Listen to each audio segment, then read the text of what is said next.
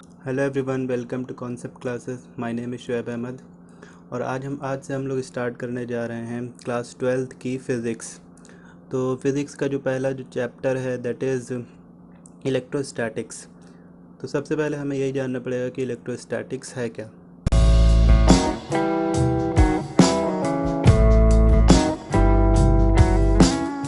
Electromagnetism branch of science है जिसमें हम लोग करते हैं स्टडी ऑफ चार्ज। चार्ज भी तीन टाइप, इसमें भी तीन ब्रांच है।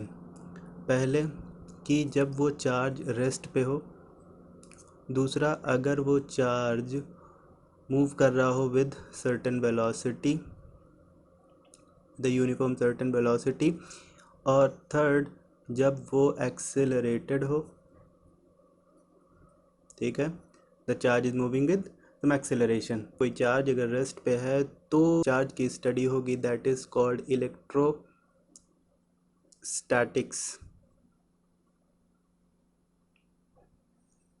यहाँ पे जब कोई चार्ज रेस्ट पे होता है तो वो जो फील्ड बनाता है that is called electrostatic field या इलेक्ट्रिक फील्ड। और इस चार्ज की जो रेस्ट पे हो उसकी स्टडी कहलाती है इलेक्ट्रोस्टैटिक्स। जब कोई चार्ज किसी यूनिफॉर्म वेलोसिटी से चलता होता है तो वो जो फील्ड प्रोड्यूस करता है वो फील्ड बनाता है मैग्नेटिक फील्ड। तो यहाँ से हम लोग मैग्नेटिज्म पढ़ेंगे। और जब कोई चार्ज एक्सेलरेशन से मूव कर रहा हो तो वो जो फील्ड बनाता है दैट इज़ इलेक्ट्रोमैग्नेटिक फील्ड। यहाँ पे इलेक्ट्रोमैग्नेटिक फील्ड, तो ये सब आगे की ब्रांचेज हैं। तो अभी जो हमको पढ़ना है that is electrostatics, that is study of charge when the charge is at rest is called electrostatics. Electric charge क्या होता है? तो ये बात बहुत पुरानी है कि करीब 1500-2000 साल पहले कि कुछ जो है यूनानी साइंटिस्ट थे, उन लोगों ने एक ऐसा मटेरियल ढूंढा जिसका नाम था एम्बर। उसका नाम था एम्बर। एम्बर को जब वूल से रब कर दिया जाए, जब इस मटेरियल एम्बर को वूल से रब कर देते हैं तो इसके अंदर कुछ लाइट जो है ऑब्जेक्ट है, जैसे स्ट्रॉ पाइप है या कुछ भी इस तरीके की एकदम हल्की हल्की चीज़ को ये अट्रैक्ट करने लगता है। तो एम्बर की इस प्रॉपर्टी को जो है कहा गया कि इसके अंदर चार्ज आ गया है। जब कोई ऑब्जेक्ट को रब करने पे उसके अंदर किसी लाइट ऑब्जेक्ट को अट्रैक्ट करने की प्रॉपर्टी आ जाती है तो हम लोग कहते हैं that the object is electrified, वो चार्ज हो गया, इलेक्ट्रिकली चार्ज हो गया है। और क्योंकि ये रब करने पे हुआ है, फ्रिक्शनल फोर्स लगाने पे हुआ है, तो ऑब्जेक्ट के अंदर इस इलेक्ट्रिसिटी, जो इसके अंदर इलेक्ट्रिसिटी जनरेट हुई है उसको बोलते हैं हम लोग फ्रिक्शनल इलेक्ट्रिसिटी। इसका एग्जांपल हम लोग बचपन में बहुत सारे किए हैं कि जो अपनी स्केल है, प्लास्टिक वाली जो स्केल आती है उसको अपने बाल में रब करें और तो वो छोटे छोटे पीस ऑफ पेपर को अट्रैक्ट करने लगती है। तो हम ये कहेंगे कि हमारा जो स्केल है वो क्या हो गई है, वो चार्ज हो गई है, इलेक्ट्रीफाइड हो गई है और फ्रिक्शनल फोर्स की वजह से, रब करने की वजह से हुई है। तो उसके अंदर कौन सी इलेक्ट्रिसिटी जनरेट हो गई है, दैट इज़ फ्रिक्शनल इलेक्ट्रिसिटी। तो ये सारी जो प्रॉपर्टी उसके अंदर जनरेट हुई है हम लोग कहते हैं कि ये उसके अंदर चार्ज के वजह से हुई है। इसके बाद हमें जानना है कि टाइप्स ऑफ चार्ज, चार्ज कितने तरीके के होते हैं। तो इसको हम लोग बहुत बचपन से ही पढ़ते चले आ रहे हैं कि चार्ज दो तरीके का होता है, एक होता है पॉजिटिव चार्ज, एक होता है निगेटिव चार्ज। सेम चार्ज में होता है रिपल्शन, एक दूसरे को पुश करते हैं, जैसे दुश्मनी है इन दोनों में।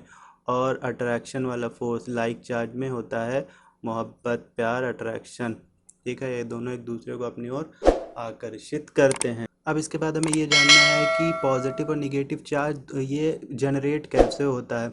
तो देखें, ये मान लें कोई ऑब्जेक्ट है ये, और ये दोनों न्यूट्रल है, इसके ऊपर कोई चार्ज नहीं है। जब कोई ऑब्जेक्ट के ऊपर कोई चार्ज ना होगा तो उसको हम लोग बोलेंगे कि वो न्यूट्रल है। तो ये ऑब्जेक्ट ए भी न्यूट्रल है, ऑब्जेक्ट बी भी न्यूट्रल है, इन दोनों के ऊपर कोई चार्ज नहीं है। लेकिन अच्छा, कोई भी ऑब्जेक्ट है, मान लीजिए कोई एटम, इसके अंदर बहुत ढेर सारे एटम होंगे। एटम के अंदर होता है न्यूक्लियस, और न्यूक्लियस के अंदर हम लोग जानते हैं कि न्यूक्लियस के अंदर होता है प्रोटॉन और न्यूट्रॉन। और न्यूक्लियस के बाहर बाहर सर्कुलेट करते रहते हैं इलेक्ट्रॉन। ऐसे ही इसमें भी ढेर सारे होगा, ऐसे ही इसमें भी होगा। अगर हम लोग क्या करें तो देखिए, बाहर बाहर है इलेक्ट्रॉन और न्यूक्लियस के अंदर है प्रोटॉन। तो प्रोटॉन को निकालना आसान होता है कि इलेक्ट्रॉन को निकालना आसान होता है? तो जाहिर सी बात है कि इलेक्ट्रॉन को उसमें से निकालना आसान होगा। प्रोटॉन को निकालने के लिए हमको न्यूक्लियस को तोड़ना पड़ेगा, और न्यूक्लियस को तोड़ देंगे तो न्यूक्लियर फिज़न हो गया और हो जाएगा धमाका। ठीक है, तो वो हो नहीं सकता। तो इलेक्ट्रॉन को अगर हम लोग इसमें से निकाल लिए, इलेक्ट्रॉन को यहाँ से निकाल लें और इसको यहाँ पे ले जाके इसको दे दें। ठीक है, तो यहाँ पे मान लें इसमें इसमें जितना हमको ये भी पता है कि जितना प्रोटॉन होता है उतना ही इलेक्ट्रॉन होता है, क्योंकि न्यूट्रल था तो जितना प्रोटॉन उतना ही इलेक्ट्रॉन होगा। इसमें से अगर हम लोग एक इलेक्ट्रॉन निकाल ले गए, एक इलेक्ट्रॉन अगर यहाँ पे निकाल लिए तो इस पे कितना चार्ज आएगा? एक इलेक्ट्रॉन के चार्ज की कमी हो जाएगी। एक इलेक्ट्रॉन के चार्ज की कमी हो जाएगी तो यहाँ पे पॉजिटिव चार्ज आ जाएगा।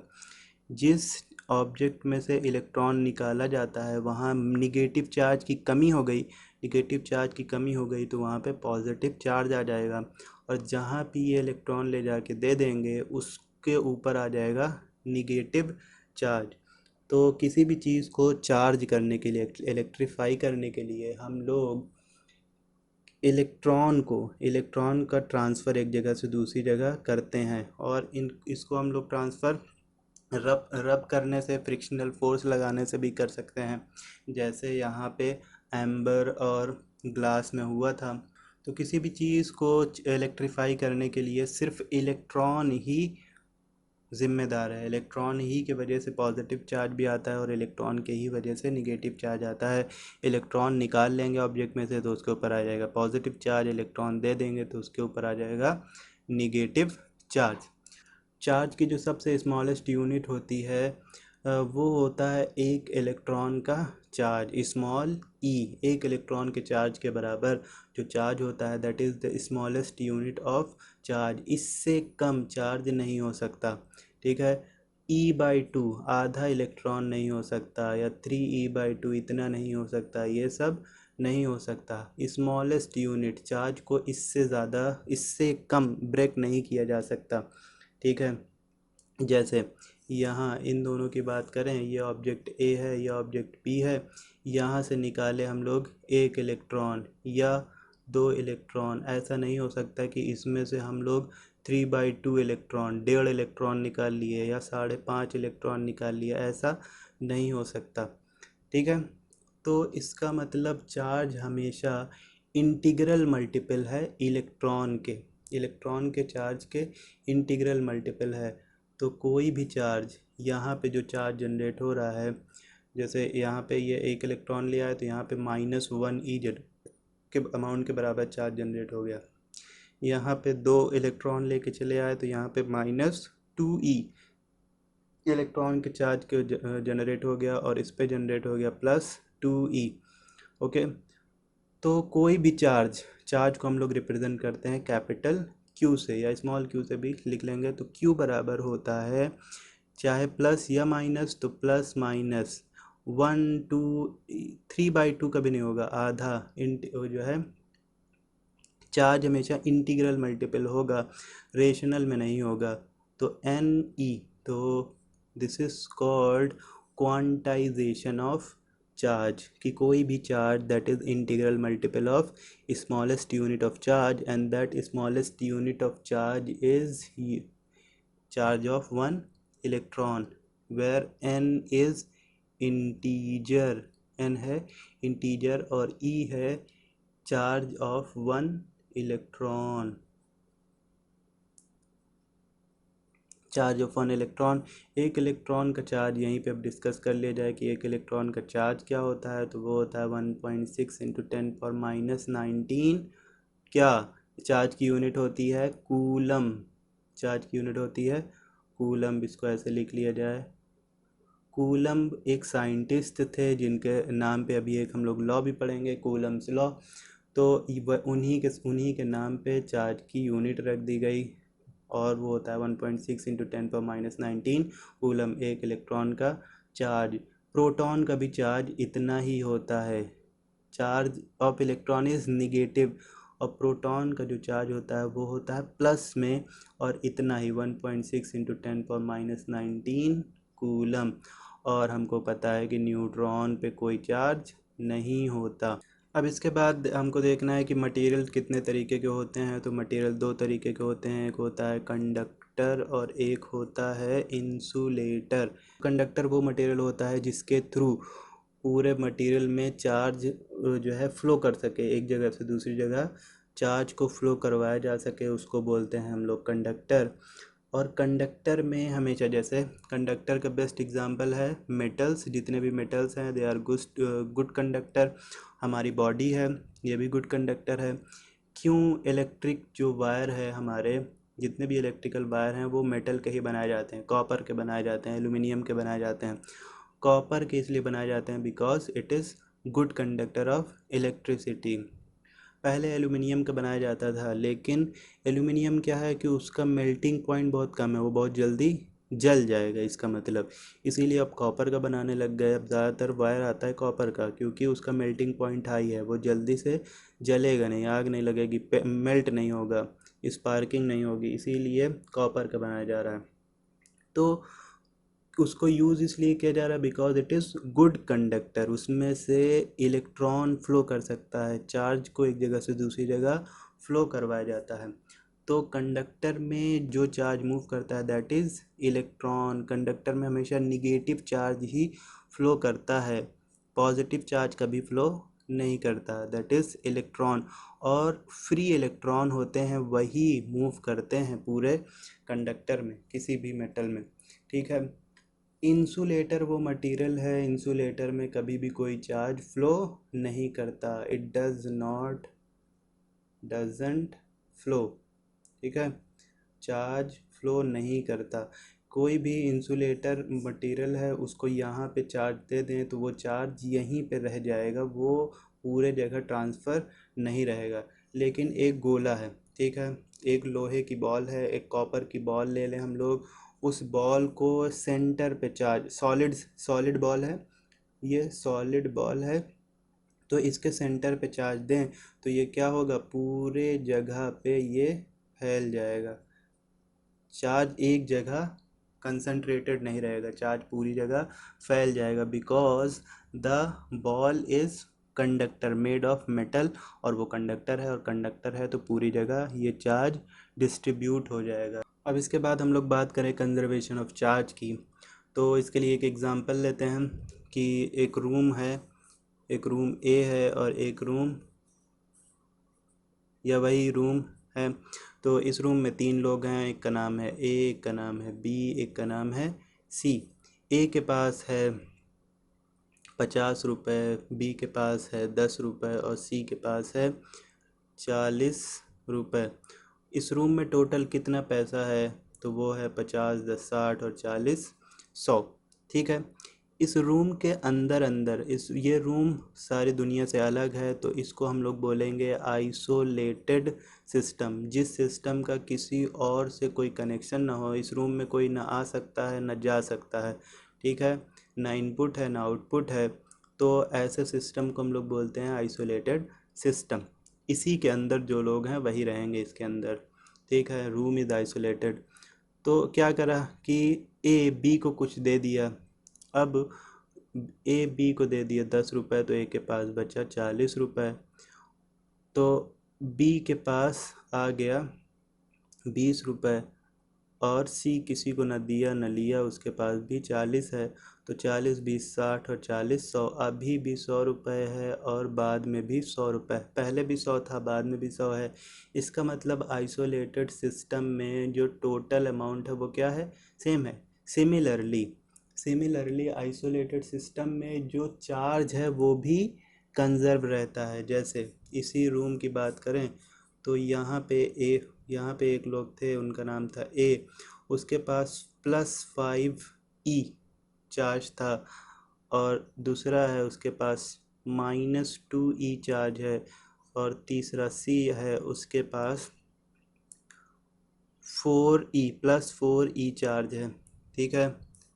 अब उसके बाद हम लोग बात करें कि ए के पास +3e बचा और बी के पास -4e बचा, तो सी के पास कितना होगा। तो देखें कि +5 और +4, 5 4 9, 9 में से 2 गया, ये माइनस है तो घट जाएगा, 9 में से 2 गया 7। ठीक है, यहाँ पे +7 इलेक्ट्रॉन वाला चार्ज है। तो यहाँ पे देखें 3 -4 -1 है, -1 यहाँ पे होना चाहिए +8, तो 8 में से 1 जाएगा +7। इसका मतलब यहाँ पे होगा +8e चार्ज। ठीक है, सी के पास होगा +8e चार्ज। किसी भी, इसका मतलब यह है कि किसी भी आइसोलेटेड सिस्टम में जो अमाउंट ऑफ चार्ज है वो हमेशा क्या रहता है, कंजर्व रहता है। चार्ज रिमेन्स कंजर्व्ड इन आइसोलेटेड सिस्टम। किसी आइसोलेटेड सिस्टम में चार्ज जो है वो हमेशा कंजर्व रहता है। इसे हम लोग एक और चीज़ कह सकते हैं कि ना चार्ज को क्रिएट किया जा सकता है, ना डिस्ट्रॉय किया जाता है, ना डिस्ट्रॉय किया जा सकता है। तो charge can neither be created और नॉर बी डिस्ट्रॉयड। चार्ज को ना हम लोग क्रिएट कर सकते हैं, ना डिस्ट्रॉय कर सकते हैं, लेकिन हाँ एक ऑब्जेक्ट से दूसरे ऑब्जेक्ट में ट्रांसफ़र कर सकते हैं, बट कैन बी ट्रांसफर्ड और share from one object to another object. Object था ए जिसके पास +5e इलेक्ट्रॉन था, इसमें से -1e इलेक्ट्रॉन निकल गया, तो अब इस ऑब्जेक्ट के पास कितना चार्ज बचेगा। ठीक है, +5e इलेक्ट्रॉन इसके पास चार्ज था, इसमें से -1e, एक इलेक्ट्रॉन का चार्ज निकल गया, तो इसके पास कितना बचेगा। +5e था, इसमें से एक इलेक्ट्रॉन चार्ज निकल गया, घट गया, तो इसके पास कितना बचेगा, +4e, एक इलेक्ट्रॉन निकल गया है। ठीक है, इसी चार्ज कंजर्वेशन के प्रिंसिपल पे ही हम लोग जितनी भी केमिस्ट्री की इक्वेशन होती है उसको क्या करते हैं, उसको बैलेंस करते हैं। कोई भी केमिस्ट्री की इक्वेशन है उसको बैलेंस इसी तरीके से किया जाता है। जैसे एक न्यूक्लियर रिएक्शन लें कि यूरेनियम 92 238 है, जब इसमें से डीके हुआ एक अल्फ़ा पार्टिकल का, तो क्या होता है, एक अल्फ़ा पार्टिकल इसमें से डीके हो गया, -1 अल्फ़ा पार्टिकल, तो क्या होता है कि ये यूरेनियम कन्वर्ट हो जाता है थोरियम में, और 90 234 प्लस अल्फ़ा पार्टिकल है हीलियम और 2He4। तो देखिए ये जो होता है नीचे वो चार्ज होता है, मतलब इलेक्ट्रॉनिक नंबर, और इलेक्ट्रॉनिक नंबर वो चार्ज ही दिखाता है। तो 90 + 2 यहाँ पे 92 है और यहाँ पे 92 है। इसका मतलब कभी भी कोई भी केमिकल इक्वेशन है वो law of conservation of charge पे ही होती है। चार्ज हमेशा कभी भी कंजर्व रहता है, चार्ज को डिस्ट्रॉय नहीं किया जा सकता, क्रिएट नहीं किया जा सकता। तो चार्ज की प्रॉपर्टीज़ पढ़ लिए। अब इसके बाद नेक्स्ट वीडियो में, क्योंकि वीडियो बड़ा हो जाएगा, नेक्स्ट वीडियो में हम लोग पढ़ेंगे इसका थ्योरीज जो स्टार्ट होंगी। सबसे पहला लॉ है दैट इज़ कूलम्स लॉ। ठीक है, कूलम्स लॉ बहुत इम्पॉर्टेंट लॉ, इस पे बहुत ढेर सारे क्वेश्चंस होंगे, न्यूमेरिकल्स होंगे, और इसी से स्टार्ट होता है इलेक्ट्रोस्टैटिक, तो बहुत इम्पॉर्टेंट है। नेक्स्ट वीडियो में हम लोग कूलम्स लॉ डिस्कस करेंगे। ठीक है, तो अगर आपको ये पसंद आया हो तो आप इसको लाइक करिए, शेयर करिए, और चैनल को सब्सक्राइब ज़रूर करिए, ताकि नेक्स्ट वीडियो जब डालें तो आपके पास नोटिफिकेशन आ जाए। Okay, thank you very much.